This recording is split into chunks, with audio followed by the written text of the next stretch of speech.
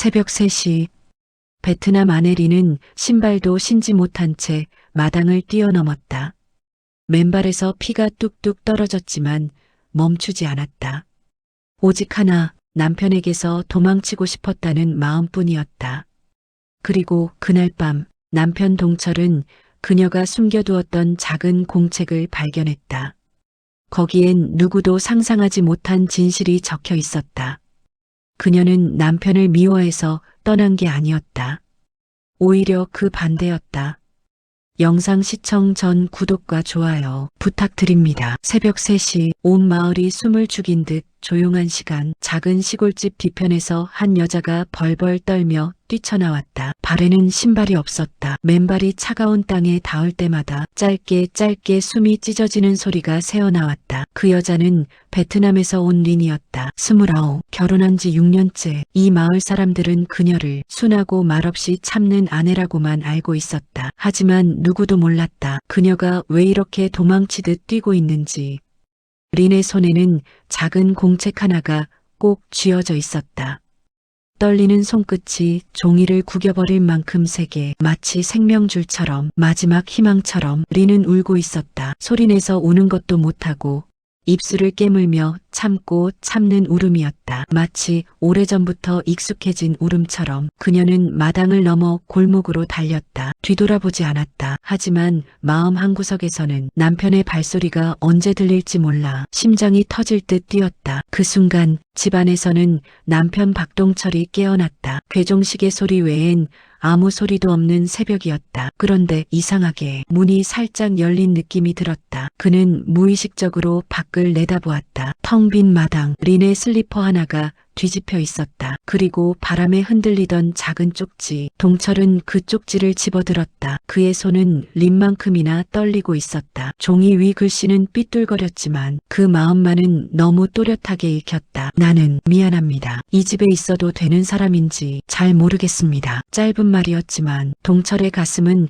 꽉 막힌 듯 답답해졌다. 그는 린을 찾으려고 뛰어나갔다. 하지만 어디로 갔는지 감도 잡히지 않았다. 마당으로 돌아온 동철의 눈에 또 다른 것이 들어왔다. 린이 쓰던 작은 금고, 평소엔 잠겨 있었는데 바로 앞에 열려 있었다. 그는 무심코 금고 안을 뒤졌다. 그 속에서 낡은 공책 하나가 나왔다. 알 수 없는 글자, 베트남어로 빼곡하게 적힌 일기장. 동철은 글을 읽을 줄은 몰랐지만 한 장, 또 한 장 넘길 때마다 린의 눈물이 그대로 스며 있는 듯했다. 그의 손이 마지막 장을 넘겼을 때 그는 앉은 자리에서 말없이 고개를 숙였다. 바닥이 흔들리는 느낌. 내가 뭘 잘못했나? 무슨 말을 했나? 어떤 상처를 줬나? 그제야 마음이 뒤늦게 흔들렸다. 린은 떠난 게 아니었다. 도망친 것도 아니었다. 그는 확신했다. 그녀는 나 때문에 숨이 막혀버렸던 것이다. 그녀는 늘 말이 없었다. 늘 조심했고 늘 겁을 냈다. 하지만 그는 그 모습을 성격이라 생각했고 말이 통하지 않는 탓이라 넘겼다. 이제야 깨달았다. 그건 성격이 아니라 외로움이었다. 불안이었다. 사람 사이에서 버려질까 두려워 숨죽여 살아온 흔적이었다. 동철은 공책을 가슴에 안고 천천히 일어섰다. 차가운 방바닥이 갑자기 낯설게 느껴졌다. 그동안 린이 혼자서 얼마나 추웠을지 그제야 조금 보이는 듯했다. 밖에서는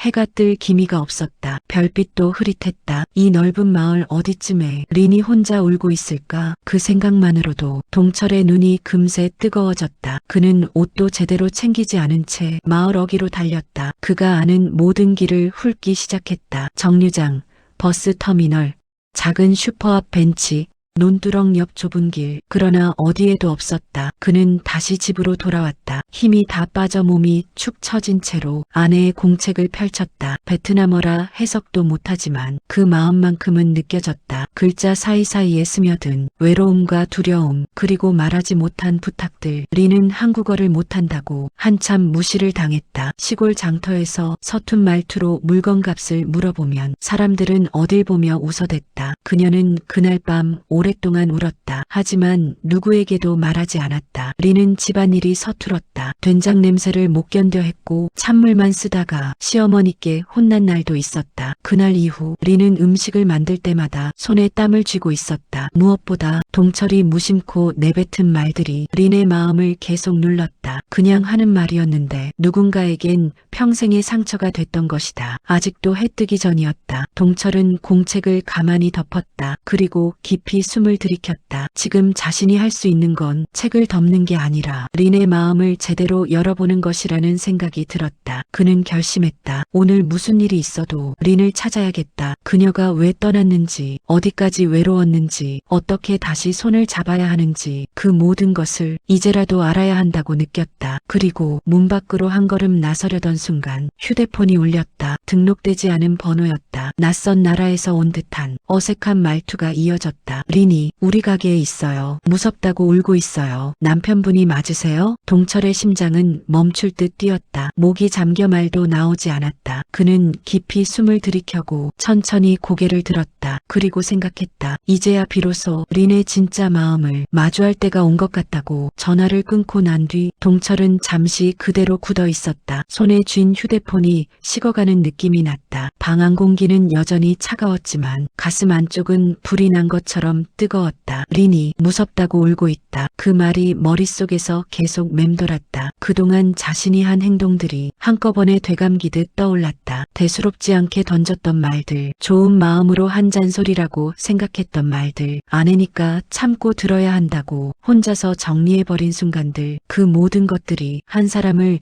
이 지경으로 몰아넣은 건 아닐까? 동철은 급히 점퍼를 걸치고 밖으로 나왔다. 공기는 차가웠고 숨을 들이쉴 때마다 목이 아리게 시렸다. 하지만 그는 그런 것에 신경 쓸 겨를이 없었다. 마을 어기 작은 슈퍼여, 베트남 사람들이 종종 모인다는 조그만 분식집 겸 식당으로 그는 거의 뛰다시피 향했다. 그곳은 린이 가끔 핸드폰을 들고 서 있던 장소였다. 베트남 노래가 흘러나오고 고향말이 들리는 그곳에서 린은 잠깐이나마 표정이 부드러워졌다. 그 모습을 보면서도 동철은 그냥 집에 늦게만 안 들어오면 된다는 생각뿐이었다. 가게 앞에 도착하니 불빛이 희미하게 새어나오고 있었다. 유리문 너머로 보이는 작은 테이블, 그리고 테이블 끝에 어깨를 잔뜩 움츠린 채 구부정하게 앉아있는 린의 뒷모습이 보였다. 그 옆에는 주인으로 보이는 중년 여자가 손수건을 내밀고 있었다. 동철은 문 앞에서 잠시 발을 떼지 못했다. 문을 열기 전 마음속에서 수없이 많은 말들이 떠올랐다. 왜 도망쳤냐고 묻고 싶었고, 미안하다고 말하고 싶었고, 다시는 그러지 않겠다고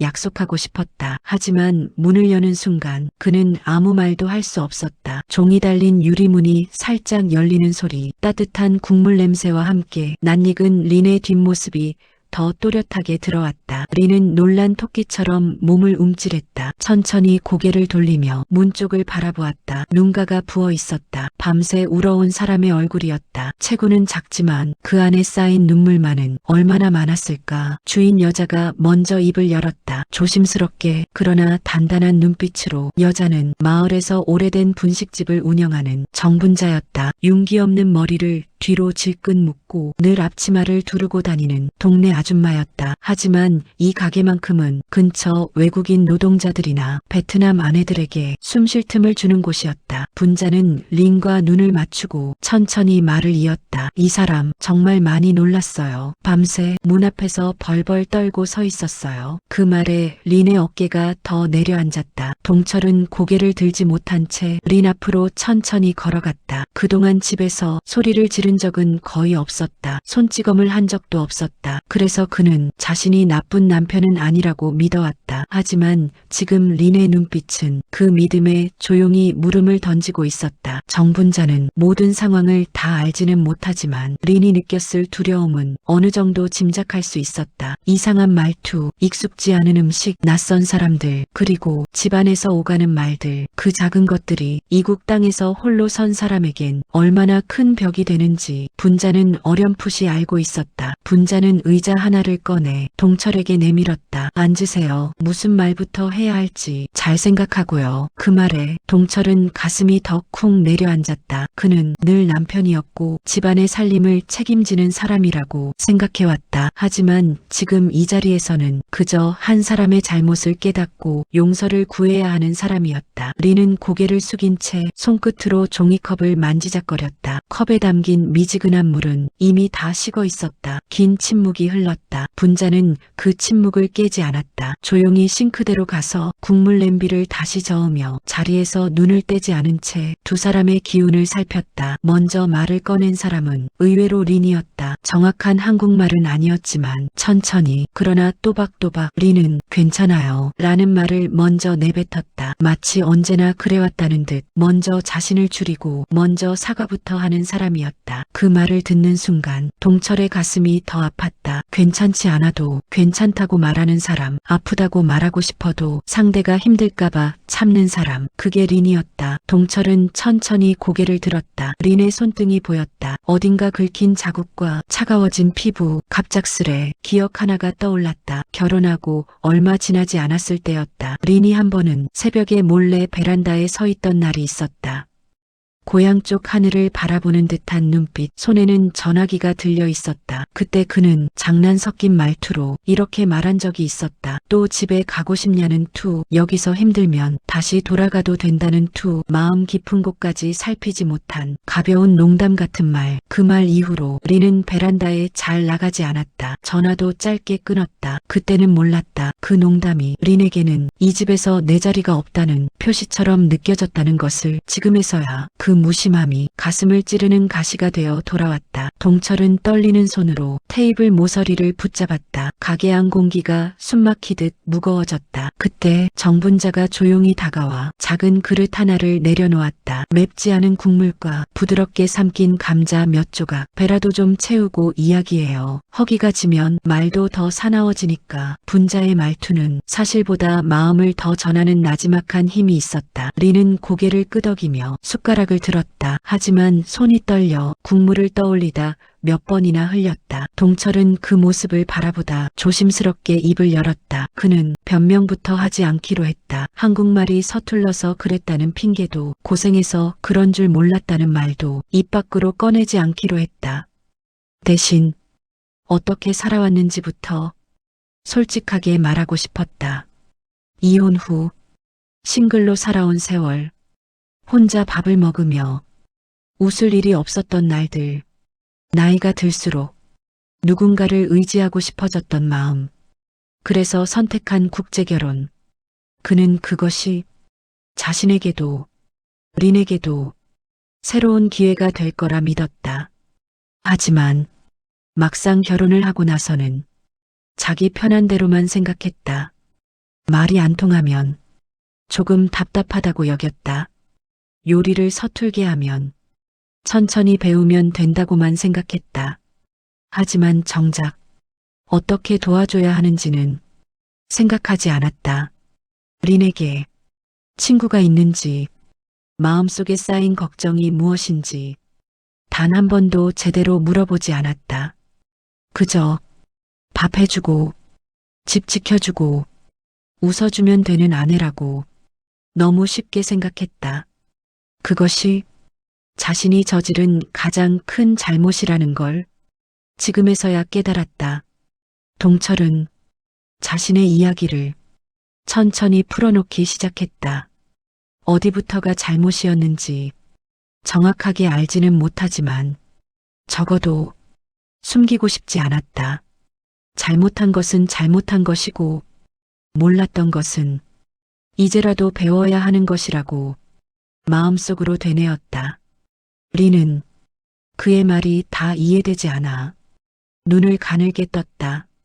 하지만 그의 표정만큼은 처음 보는 얼굴이었다. 불쑥 화를 내거나 무심한 투로 말을 던지던 사람이 아니라 내가 무얼 놓쳤는지 이제야 겨우 묻는 사람의 얼굴이었다. 정분자는 두 사람의 어색한 대화 사이를 조용히 채워주었다. 중간중간 린에게 쉬운 한국말로 설명해주고 또 가끔은 베트남어 몇 마디를 곁들였다. 알고 보니 정분자의 며느리도 외국인이었다. 처음 한국에 왔을 때 그 며느리 역시 린처럼 눈물을 많이 흘렸다고 했다. 하루에도 몇 번씩 집에 가고 싶다고 말했고 한국말 배우다가 노트를 찢으면서 울었다고 했다. 그때 분자는 자기도 모르게 며느리에게 이렇게 말했다고 했다. 말 못해도 괜찮다고, 밥 태워도 괜찮다고, 사람은 말 잘하고, 일 잘한다고, 가족 되는 거 아니라고 그 말을 하면서 정작 본인은 더 많이 배웠다고 했다. 사람을 알아가는 일은 늘 늦게 깨닫게 된다고 정분자의 이야기를 들으며 린의 눈빛이 조금씩 풀어졌다. 한국에서 자신의 마음을 조금이라도 이해해주는 어른이 있다는 사실이 신기하기도 하고 고맙기도 했다. 동철은 그 모습을 보며 한 가지를 분명히 느꼈다. 린에게 필요한 것은 돈이 먼저가 아니었다. 따뜻한 말 한마디, 실수해도 괜찮다는 눈빛, 틀려도 다시 해보자고 같이 웃어주는 사람이었다. 그동안 그는 가장 중요한 그 부분을 놓치고 살았다.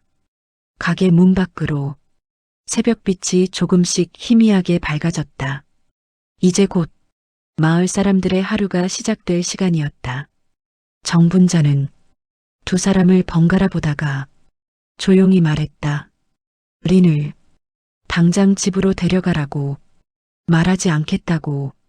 대신 린이 스스로 집으로 돌아갈지 말지 결정할 시간을 주자고 했다. 집은 어디까지나 머무르고 싶은 곳이어야 한다고. 그 말에 동철은 고개를 끄덕였다. 쉽지 않은 말이었지만 맞는 말이었다. 그는 린을 향해 천천히 고개를 숙였다. 미안하다는 말도 감사하다는 말도 언어로 다 전할 수 없을 것 같았다. 그래서 당장 무슨 약속을 하거나 큰 소리를 치지 않기로 했다. 대신 이제부터 자신이 할 일을 하나씩 정리하기로 마음먹었다. 린이 혼자가 아니라고 느낄 수 있도록, 언제든 돌아갈 수 있는 집이 여기라고 느낄 수 있도록. 분식집 문을 나와 집으로 돌아가는 길, 동철의 발걸음은 아침 공기만큼이나 무거웠다. 하지만 마음속 어딘가에는 아주 작은 변화가 싹트고 있었다. 이제 진짜로 린의 인생을 옆에서 같이 걸을 준비를 해야 한다는 생각. 그 생각이 그를 한 걸음 더 앞으로 내딛게 했다. 아침 햇빛이 마루 끝을 스치고 있었다. 빛은 따뜻했지만 집안 공기는 어딘가 쓸쓸하게 차가웠다. 지난밤 분식집에서 린을 두고 집으로 돌아온 동철은 잠을 이루지 못한 채 거실에 앉아 있었다. 린이 쓰던 작은 금고, 그 안에 있던 공책, 그 공책이 지금 그의 무릎 위에 조심스레 놓여 있었다. 표지는 낡았고 가장자리는 닳아 있었다. 수없이 손에 쥐었던 흔적이었다. 베트남어로 되어 있어 읽을 수 없는 글자였지만 그 안에 담긴 마음만은 왠지 느껴지는 듯했다. 하지만 이번엔 달랐다. 정분자가 공책을 조금 봐주겠다며 오늘 오전에 들르겠다고 했던 것이다. 그녀는 베트남 며느리를 둔 경험 덕에 간단한 베트남어 정도는 볼 줄 안다고 했다. 동철은 그저 숨만 쉬며 그 시간을 기다렸다. 손끝이 책장을 스치기만 해도 마음이 덜컥 내려앉았다. 그는 아내가 겪은 일이 생각보다 훨씬 깊을지도 모른다는 불길한 예감을 떨칠 수 없었다. 문이 두드려졌다. 정분자였다. 앞치마를 두른 채 따끈한 차와 작은 메모장을 들고 들어왔다. 분자는 공책을 천천히 펼쳤다. 글씨는 작고 빽빽했다.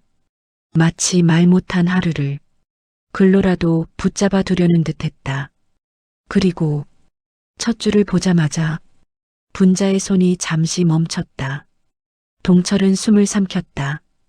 분자가 낮은 목소리로 말했다. 이건 린이 한국에 온 첫날 적은 거예요.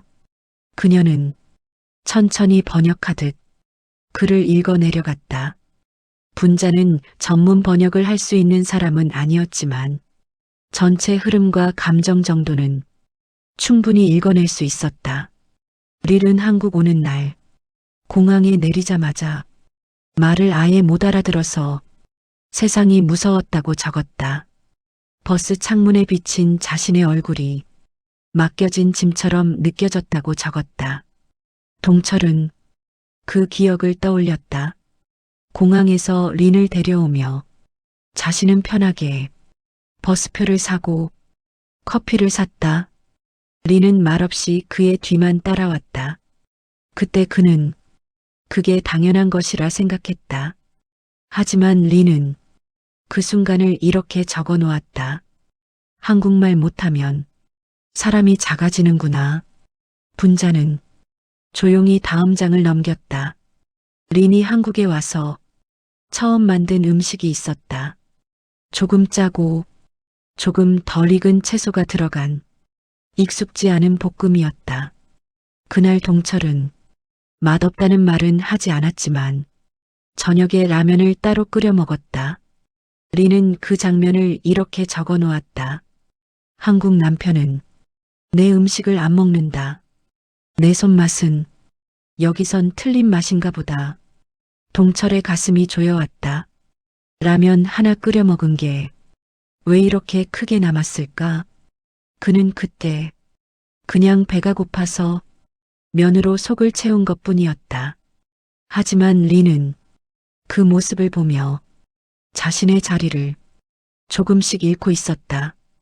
분자는 천천히 페이지를 넘겼다. 욕을 먹거나 무시당한 기록은 없었다.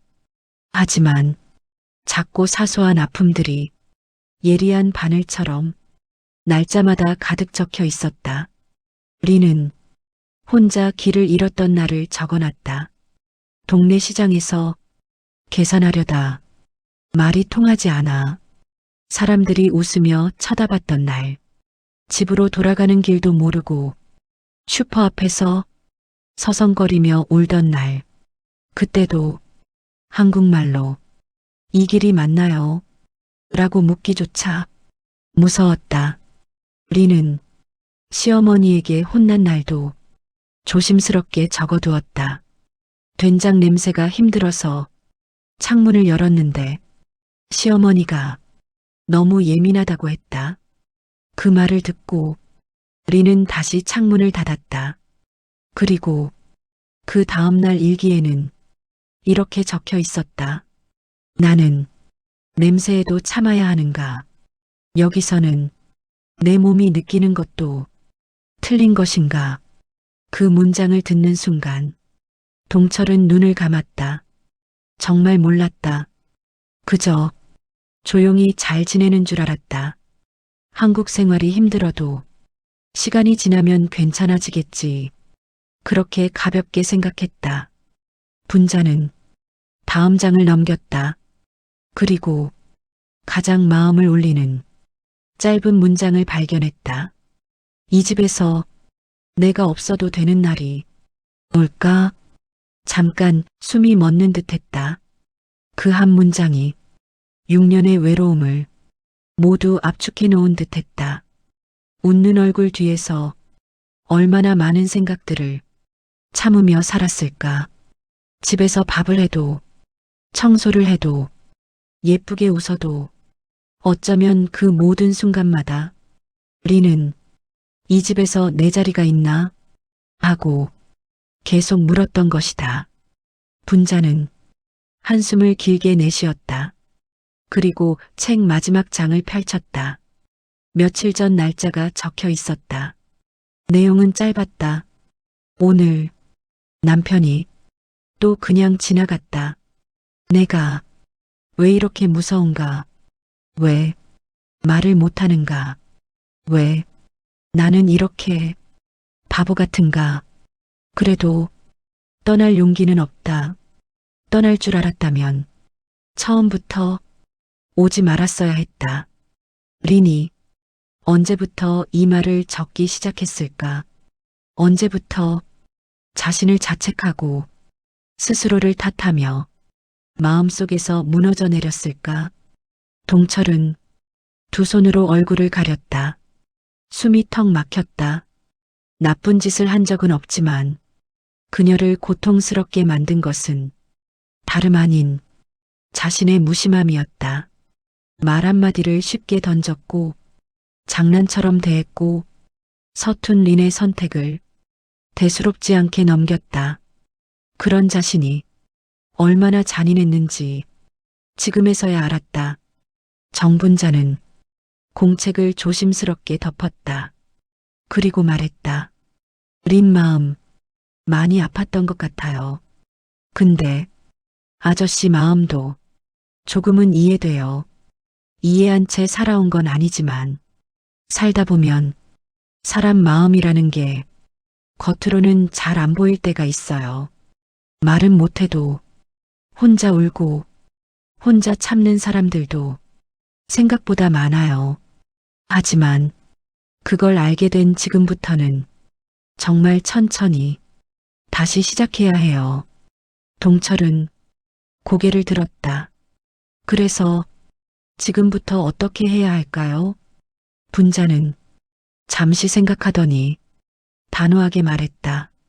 첫 번째, 린에게 한국어를 가르치려고 하지 말아요. 린이 배우고 싶을 때 옆에 있어주기만 해요. 두 번째, 틀리면 가르치려 하지 말고 그냥 괜찮다고 먼저 말해줘요. 세 번째, 린이 어디든 혼자 있지 않게 환경부터 바꿔줘요.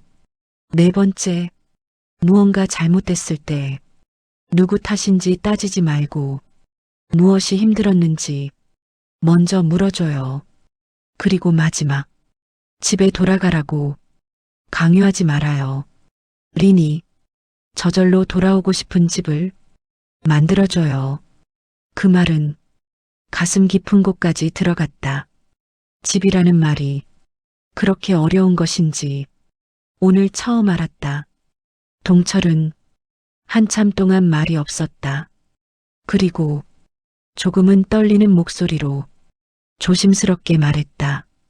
저도 다시 배우고 싶습니다. 린 마음, 이제라도 알고 싶습니다. 분자는 조용히 고개를 끄덕였다. 그렇게 말할 줄 알았다는 듯 따뜻한 눈빛이었다. 잠시 후 분자는 가게로 돌아가겠다며 문을 나섰다. 집 안에는 다시 조용한 정적만이 남았다. 그 정적 속에서 동철은 결심을 굳혔다. 오늘 린을 만나러 가겠다고. 하지만 그냥 찾아가는 게 아니라 린이 줄곧 두려워하던 것을 먼저 덜어주기 위해 어떤 변화를 준비해야 한다고 느꼈다. 린이 처음으로 숨쉬는 느낌을 받는 곳을 만들어야 한다. 집이든 어딘가의 작은 방이든 그는 마음속으로 조용히 다짐했다. 오늘부터 린의 내일을 다시 세우자고. 정분자는 가게 문을 닫고 린을 조심스럽게 데리고 나왔다. 햇빛은 밝았지만 린의 표정은 여전히 흐렸고 눈가에는 밤새 굳어진 붉은 자국이 남아 있었다. 정분자는 린에게 천천히 걸으라고 손짓했다. 린은 고개를 숙인 채 작은 발걸음으로 뒤를 따라갔다. 그들이 향한 곳은 분식집에서 멀지 않은 작은 문화센터였다. 건물은 오래됐고 간판 글씨도 바랬지만 유난히 정이 느껴지는 장소였다. 동네 어르신들이 하루 걸러 들락날락하며 차도 마시고 이웃들과 이야기도 나누는 곳. 그 안에는 외국인 아내들이 잠깐 머물 수 있는 작은 교실도 있었다. 정분자는 천천히 린을 그 교실로 안내했다. 문을 열자 익숙한 소리가 들렸다. 린의 고향말이었다. 교실 한편에는 베트남 출신 중년 여자가 누군가와 천천히 이야기를 나누고 있었다. 정분자는 린의 어깨를 가볍게 눌렀다. 여기 조금만 있어요. 여기 사람들 린 편이에요. 린은 그 말이 믿기지 않는 듯 주변을 바라보았다. 익숙한 냄새, 익숙한 말투, 조금은 고향의 온기가 느껴지는 공간이었다. 정분자는 교실 안에 있던 여자를 불러 린에게 소개했다. 린보다 나이가 조금 더 많은 베트남 출신 여자 탄이었다. 탄은 린의 손을 잡고 부드럽게 이끌었다. 그러자 린의 눈가가 다시 젖기 시작했다. 고향 말을 들은 지 얼마나 오래였던가. 고향의 온기처럼 다가오는 목소리를 얼마 만에 느껴보는 것인가. 타는 천천히 린에게 말을 걸었다. 한국 생활 힘들지? 라는 눈빛. 린은 아무 말도 하지 못했지만 눈동자가 흔들렸다. 타는 그 흔들림만으로도 충분히 알 수 있었다. 정분자는 둘을 자리에 앉힌 뒤 살짝 밖으로 나갔다. 그들의 대화를 방해하지 않기 위해서였다. 린은 자신도 모르게 한숨을 길게 내쉬었다. 타는 그 한숨에 담긴 의미를 너무나 잘 알고 있었다. 린은 말을 제대로 꺼내지 못했다. 한국말은 서툴고 고향말은 오랜만이라 입이 굳은 듯했다. 하지만 타는 다정하게 린의 등을 쓸어내리며 천천히 기다렸다. 마침내 린의 입술이 떨리며 말이 나왔다. 나는 잘 지내고 싶은데 너무 어려워. 짧은 말이었지만 그 순간 린의 눈에서 뜨거운 눈물이 흘러내렸다. 그 눈물은 오늘 하루만의 눈물이 아니었다.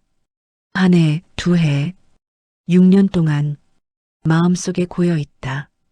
이제야 흘러나오는 무거운 물이었다. 타는 린의 손을 잡고 천천히 얘기를 들었다. 린은 처음 한국에 왔을 때를 이야기했다. 시골집에서 사는 것이 생각보다 너무 낯설었다고. 친구가 한 명도 없었고 집 밖에 나가면 늘 불안했다고. 식당에서 서툰 말투로 주문하면 웃으며 쳐다보는 사람들 때문에 집으로 뛰어오듯 돌아왔다고. 그리고 가장 힘들었던 건 그래도 조금씩 익숙해질 때쯤이면 남편이 무심하게 던진 말들이었다고 조심스럽게 고백했다. 그 말들은 때리진 않았지만 린의 가슴을 천천히 누르는 돌처럼 매일 쌓여갔다. 오늘 왜 그렇게 울었는지 타는 부드럽게 물었다. 린은 다음 말을 꺼내기까지 오래 망설였다. 그리고 손끝을 꼭 쥔 채 말했다. 나 집에서 너무 작은 사람 같아. 이 집에서 내가 없어도 괜찮은 사람 같아.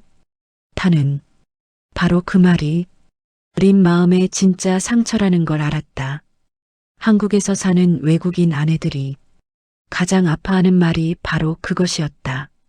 누구보다 열심히 살고 누구보다 노력하지만 정작 자기 자리는 늘 흔들리고 있다는 느낌. 린은 남편이 싫어서 도망 온 것이 아니었다고 했다.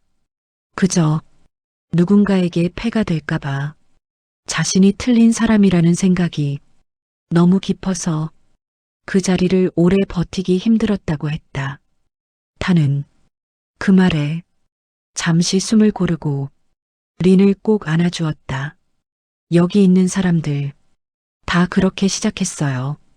처음엔 말도 못하고 눈물만 나고 못난 사람 같고 괜히 온 것 같고 하지만 누구나 천천히 자리 찾아요. 리는 고개를 떨궜다. 그 말이 위로 같았고 또 슬픔 같았기 때문이었다. 정분자는 바깥에서 조용히 상황을 지켜보고 있었다. 린이 드디어 누군가에게 속마음을 꺼내놓는 모습을 보고 조금은 안도했다. 그리고 동철에게 연락을 해야 할지 잠시 고민했다. 하지만 아직은 아닐 것 같았다. 린이 자기 마음을 조금은 정리하고 조금은 정착할 공간이 필요했다. 그때 린이 말했다. 나 집으로 돌아가고 싶은데 잘할 수 있을지 무서워.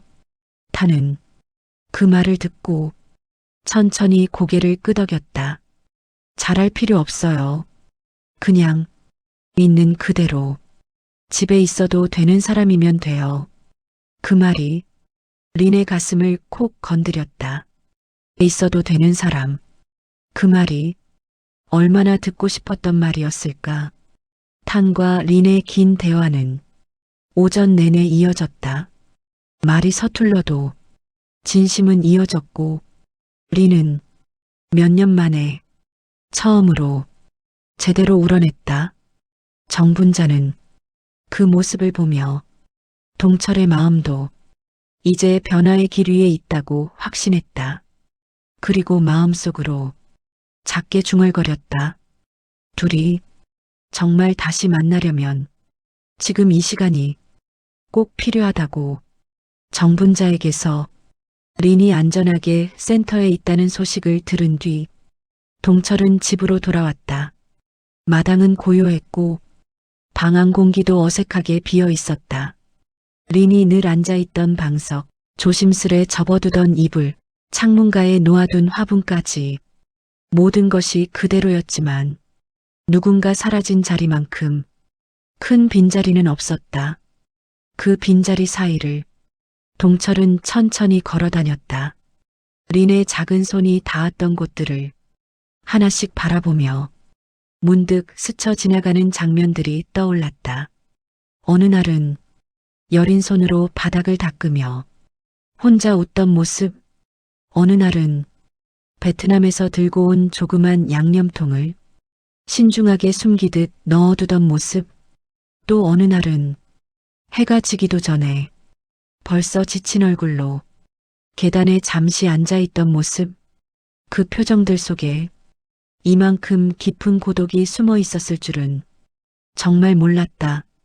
동철은 린의 자리 하나하나를 살피다 문득 방 한쪽 구석 작은 상자를 발견했다. 린이 자주 꺼내보던 상자였다.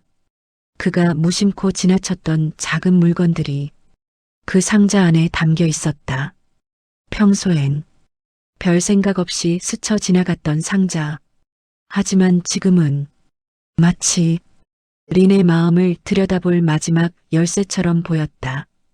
동철은 손을 천천히 뻗어 상자의 뚜껑을 열었다. 안에는 낡은 봉투 몇 장과 여행용 파우치, 그리고 작게 접힌 종이들이 잔뜩 들어 있었다. 먼저 눈에 들어온 건 린이 한국에 오기 전 보내온 송금 영수증들이었다. 그 봉투에는 매달 얼마씩 베트남 고향집으로 돈을 붙였던 기록이 있었다. 린은 말한 적이 없었다.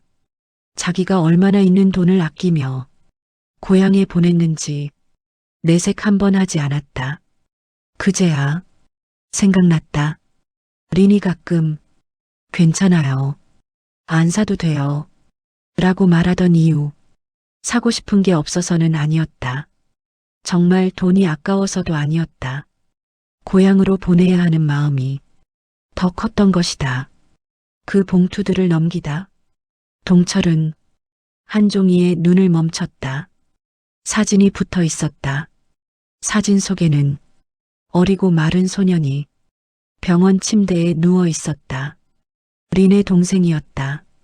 그 옆에는 베트남어로 빼곡히 적힌 메모가 붙어 있었다. 그 메모에서 정분자가 알려준 단어 몇 개를 동철은 천천히 읽어냈다.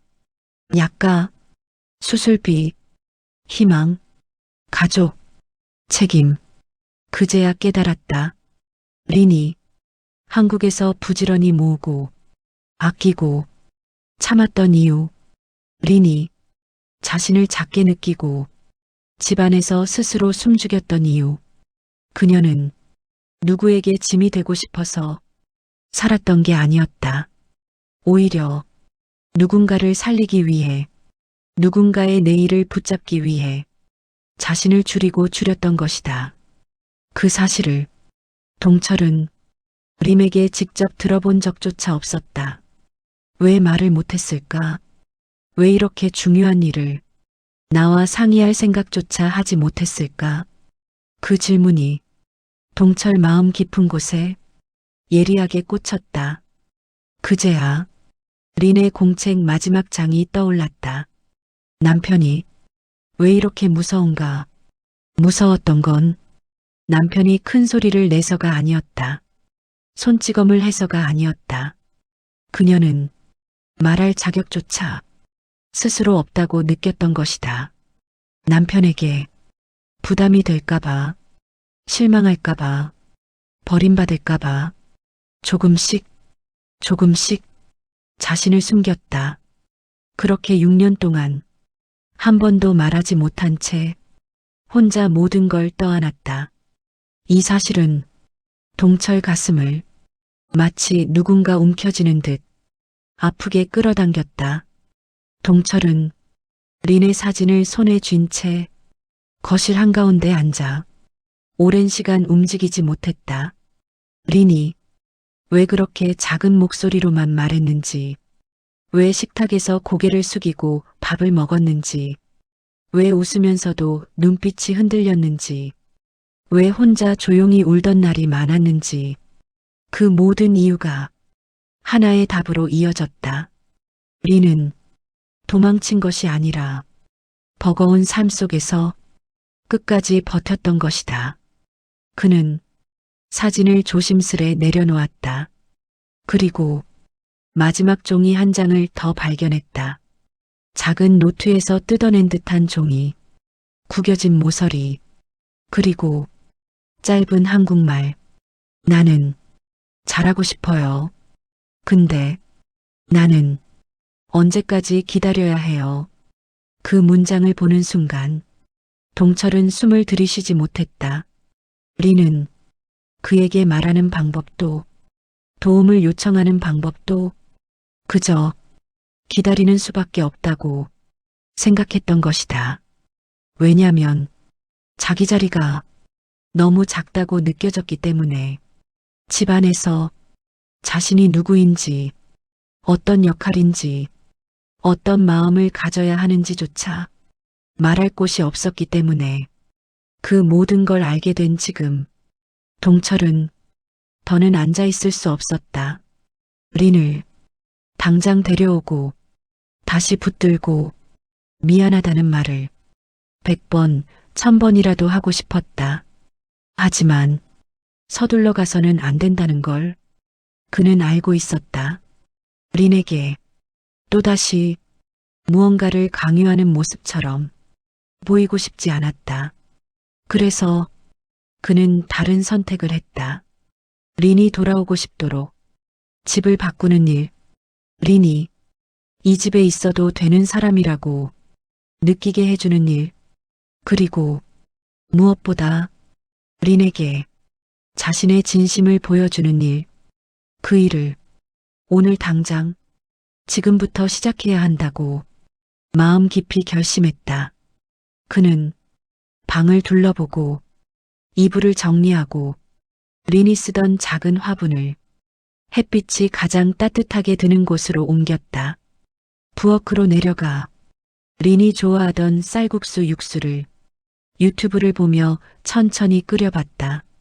익숙하지 않은 향이었지만 린이 먹던 음식을 이제라도 이해하고 싶었다. 저녁 무렵 해가 노을로 물드는 시간. 린이 센터에 있다는 것을 알면서도 그녀가 혹시 집 근처에 올까? 혹시 멀리서 집을 바라볼까? 그 생각에 대문 앞에 잠시 서 있었다. 바람이 흔들리는 소리, 멀리서 들리는 트럭 소리, 온 마을이 붉게 물드는 저녁빛. 그 속에서 동철은 조용히 속삭였다. 리나, 이 집은 너 없으면 아무 의미 없다. 오늘부터 나는 다시 배울 거다. 너를 어떻게 바라봐야 하는지. 밤이 내릴 때까지 그는 그 자리에 서 있었다. 마치 집이라는 공간이 다시 누군가를 맞이할 준비를 하고 있는 듯 했다. 정분자는 린이 조금이라도 쉴 수 있도록 문화센터 뒤편에 있는 작은 숙소로 데려갔다. 누군가 오래 쓰다간 소박한 방이었다. 하얀 이불, 작은 창문, 낡았지만 깨끗한 바닥. 린은 방 앞에서 잠시 멈춰서 있었다. 마치 어디에 몸을 두어야 할지 아직도 모르겠다는 듯한 표정이었다. 정분자는 문을 살며시 열어 린을 안으로 안내했다. 따뜻한 공기가 린의 긴장을 천천히 풀어주었다. 린은 아무 말 없이 방 한가운데 서 있었다. 조금 전까지 문화센터에서 눈물을 쏟아냈지만 아직도 마음속 어딘가는 굳어 있었다. 정분자는 린을 바라보다 조용히 말했다. 여기서는 마음이 하고 싶은 대로 해요. 누가 뭐라 하는 곳 아니에요. 그 말에 린은 아주 천천히 고개를 끄덕였다. 하지만 그 눈빛 속에는 아직 꺼내지 않은 더 깊은 무언가가 있었다. 정분자는 린 옆에 천천히 앉았다. 말을 재촉하지도 답을 기다리지도 않았다. 그저 옆에 있어주는 것만으로 린이 조금 더 숨을 쉴 수 있도록. 린은 이불 끝자락을 손끝으로 잡고 있었다. 떨리는 손, 숨을 조이는 가슴, 말하려다 삼킨 말들. 그리고 마침내 천천히 입술을 떼었다. 나 한국 오기 전에 벌써 무서움 있었어요. 정분자는 린이 꺼낸 첫 문장을 듣고 조심스럽게 고개를 돌렸다. 무서움? 린의 눈가가 다시 붉어졌다. 그리고 손등으로 조심스럽게 눈물을 닦으며 천천히 말을 이어갔다. 나 결혼하고 행복할 줄 알았어요.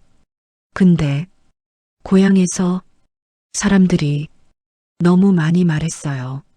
어떤 말? 정분자가 부드럽게 물었다. 린은 숨을 들이쉬었다가 천천히 뱉었다. 한국 가면 남편들 무섭다. 혼자 울어도 아무도 안 도와준다. 그래서 가면 안 된다고. 린의 목소리는 갈라질 듯 떨렸다. 고향 마을에서는 이미 오래전부터 한국으로 시집온 여자들의 이야기가 과장되게 떠돌고 있었다. 누구는 말 못한다고 집에서 내버려졌다고 하고, 누구는 남편이 소리를 지르면 옆집도 몰라준다고 했다. 그런 이야기들은 린에게 공포처럼 남아 있었다. 그래서 한국 남편이라는 존재는 처음부터 조심해야 할 대상이었다. 그 사실을 린은 한 번도 말하지 못했다. 결혼 전에 이미 두려워졌다는 사실을, 결혼 후에도 그 두려움이 사라지지 않았다는 사실을. 정분자는 린의 손을 잡았다. 그랬구나. 처음부터 마음이 편하지 않았던 거구나. 린은 고개를 끄덕였다. 그동안 잊고 살려고 했던 너무 깊은 감정이 조금씩 쏟아져 나오고 있었다. 그리고 조용히 다음 말이 이어졌다. 남편은 큰 소리 친 적 없어요. 절대 안 때렸어요. 근데 내가 틀리면 남편이 실망할까봐, 버릴까봐, 그게 너무 무서웠어요. 정분자의 가슴도 먹먹해졌다. 아무도 때리지 않아도, 아무도 상처 준 말이 없어도 두려움은 사람의 심장을 조용히 잠식한다. 린에게 한국은 새로운 나라가 아니라 언제든 자신이 틀린 사람이 될 수도 있는 낯선 세계였다. 정분자는 린의 떨리는 목소리를 끝까지 들어주었다. 한참 후 린은 입술을 깨물며 마지막으로 조용히 말했다. 나 남편 좋아해요. 근데 내가 부족한 사람 같아서 미안해서 그래서 도망 아니 조금 숨고 싶었어요. 그 말은 린이 6년 동안 단 한 번도 꺼내지 못한 가장 진짜 마음이었다. 정분자는 린을 가만히 안아주었다. 여기서는 도망도 아니고 숨는 것도 아니야. 여기는 린이 처음으로 자신일 수 있는 자리야. 린은 그 말을 듣고 처음으로 한시름 숨을 내쉬었다. 마치 몇 년 동안 숨을 절반만 쉬며 살아온 사람이 비로소 깊게 들이마시는 숨 같았다. 정분자는 린이 조금이라도 안정을 찾자 천천히 이야기를 이어갔다. 린, 이제부터 천천히 가자. 당장 집으로 돌아가도 되고 조금 더 여기 있어도 돼. 근데 알아둬야 할 게 있어. 린 눈빛이 정분자에게 향했다. 남편이 린 찾는 거, 그거 그냥 파출소처럼 찾는 거 아니야. 걱정해서 찾는 거야. 정말 린 없으면 안 되는 사람처럼 찾더라. 린의 눈동자가 작게 흔들렸다. 그 말을 듣고도 린은 쉽게 믿지 못하는 듯 고개를 살짝 숙였다. 정분자는 천천히 덧붙였다. 남편도 이제부터 천천히 배우려고 할 거야. 린 마음 이해하려고. 그러니 다시 만날 준비는 린 마음이 괜찮아질 때 그때 하면 돼. 린은 아직도 망설임이 가득했지만 이제는 도망치는 눈빛이 아니었다. 처음으로 조심스레 자기 자리를 찾으려는 눈빛이었다.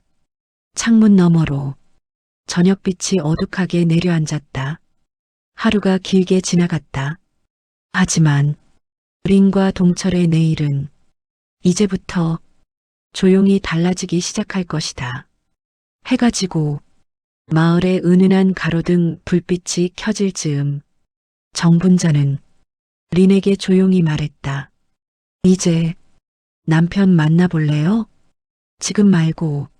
린 마음이 움직일 때 린은 잠시 눈을 감았다. 가슴은 아직 조였고 손끝은 여전히 차가웠지만 도망쳐 나오던 그 새벽처럼 무섭기만 한 마음은 아니었다. 아직 흔들리지만 조금은 다르다. 이제는 누구 뒤에 숨는 사람이 아니라 자신의 자리를 찾아가는 사람이었다. 린은 천천히 고개를 끄덕였다. 정분자는 부드럽게 미소 지으며 남편에게 연락했다. 오늘 조심히 와요. 큰 소리 말고 천천히 말하고 천천히 듣고. 그 시각 동철은 린의 사진과 공책을 가슴에 안고 있었다. 전화가 울렸을 때 손이 덜컥 떨렸다. 정분자의 목소리가 들렸다. 오세요. 근데 오늘은 용서받으러 오는 날이 아니에요. 마음 배우러 오는 날이에요. 그 말은 한 번도 배워본 적 없는 새로운 문을 여는 소리처럼 들렸다. 동철은 천천히 집을 나섰다. 가게까지의 길이 오늘만큼 길게 느껴진 날도 없었다. 캄캄한 어둠 속에서 그의 발걸음은 천천히 어디론가 돌아가는 아이처럼 조심스러웠다. 문화센터 작은 방. 리는 문 앞에서 잠시 멈췄다. 심장이 요동쳤고 손끝이 차갑게 식었다. 그녀는 고향에서 들었던 이야기들을 떠올렸다. 한국 남편은 무섭다. 말 못하면 혼난다. 버림받는 사람도 많다. 하지만 6년 동안 함께 살아온 남편은 그런 사람은 아니었다. 그녀가 무서운 건 남편이 아니라 자신이었다. 혹시 실수할까봐, 혹시 실망시킬까봐, 혹시 사랑받을 자격이 없을까봐 그 두려움이 스스로를 작게 만들었던 것이다. 리는 손등을 쓸어내리며 천천히 숨을 들이켰다. 정분자가 살짝 문을 열었다. 그리고 말했다. 둘이 말을 주고받는 게 아니라 마음을 주고받는 날이었으면 좋겠다. 동철이 들어왔다. 문이 닫히는 소리가 작게 울렸다. 두 사람 사이에 거의 6년의 시간이 고요한 공기처럼 떠 있었다. 리는 눈을 들지 못했고 동철은 한 걸음도 다가가지 못했다. 한참 동안 둘은 말이 없었다. 정분자는 방에서 살짝 빠져나갔다. 이 시간만큼은 둘만의 몫이기 때문이었다. 먼저 고개를 든 사람은 동철이었다. 린의 마른 어깨, 붉어진 손등, 눈가의 피곤한 주름들.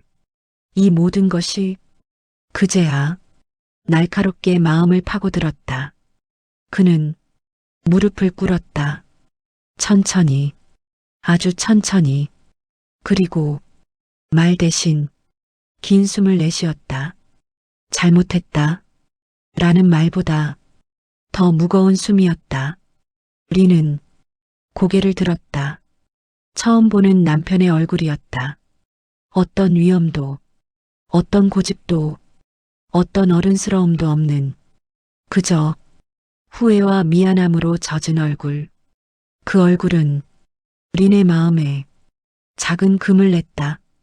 조금만 더 힘을 주면 눈물이 터질 것 같은 그런 금. 한참 후 동철은 천천히 말했다. 리나, 나는 너를 잃을 줄 몰랐다.